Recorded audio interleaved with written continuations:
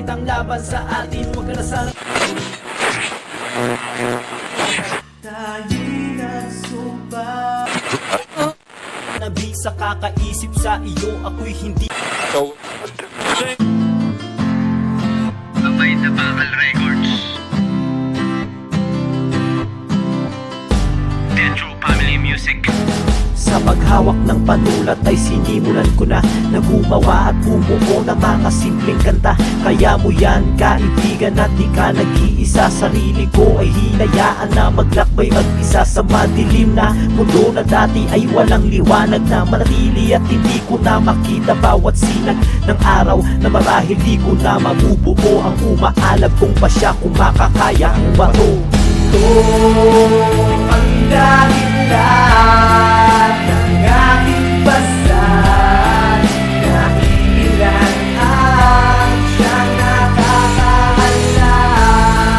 Marahil ganyan ang natuklasan sa kahirapan ng naganasan. Ako'y sinunog ng talento at ito'y pinag-aralan. Di na may kulang maigi sa aking pinag-alay. Kahit bagsakan man ang problema at mga hamon, kakayanin ko ito at ako ay muling babangon. Alam kong ito'y mahirap at ito'y nalagpasan. Laban ko ito sa bayan na aking pinagmulan, sa isang lugar na kung saan lumaki ako, sa bayan ng Rosario, Cavite nang galing ako.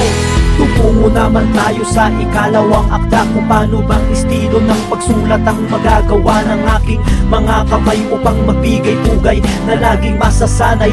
Kamay laging kumakambay na dati ay akala ko walang patutunguhan. Ako'y patuloy sa paglakad, hinanap ko ang daan kahit marami mang balakid, kakayaning lagpasan. Tuloy-tuloy lang sa pagsulat kahit kamay mamahira ng iba't ibang pagsubok na dapat kayanin ko. Nung ako ay nagpatuloy, ito'y nalagpasan ko. Salamat sa mga tumulong tropa ko na unang pyesa na ginamit kong lakas upang maputol ang kadena na umahad lang sa akin upang hindi ko kayanin. May mga ilaw sa kadiliman na bathala kong tawagin. Ito'y simple kong pag-awit, tinatawag kong hangarin. Ipagpatuloy ang misyon, ako'y sa death row nang galing.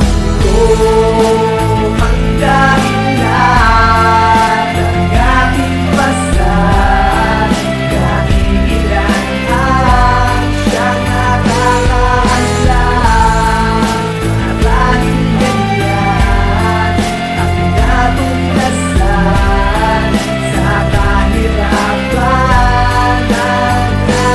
Ako'y sinunog ng talento at ito'y pinag-aralan. Di na may kulang maigi sa aking pinag-alayan. Kahit bagsakan man ang problema at mga hamon, kakayanin ko ito at ako ay muling babangon. Alam kong ito'y mahirap at ito'y nalagpasan. Laban ko ito sa bayan na aking pinagmulan, sa isang lugar na kung saan lumaki ako, sa bayan ng Rosario, Cavite nang galing ako. Sa ikatlo kong akda, lahat patutunayan ko, lahat ng aking narating, lahat isisiwalat ko. Natapos na rin ang mga pagsubok ko, nadaanan ko. Natapos na rin ang mga balakid ko, nalakaran ko. Salamat at napabilang ako sa grupong may diskarte na ginagawa lahat-lahat upang maging posible ang mga bagay at mga sulat na aking ang binuo. Hindi ko to mabubuo men kung wala kayo.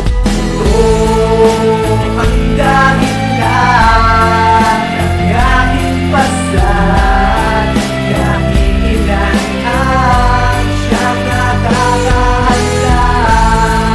Marahil ganyan ang natuklasan sa kahirapan ng naranasan. Ako'y sinunog ng talento at ito'y pinag-aralan. Di na may kulang maigi sa aking pinag-alay. Kahit bagsakan man ang problema at mga hamon, kakayanin ko ito at ako ay muling babangon. Alam kong ito'y mahirap at ito'y nalagpasan. Laban ko ito sa bayan na aking pinagmulan, sa isang lugar na kung saan lumaki ako, sa bayan ng Rosario, Cavite nang galing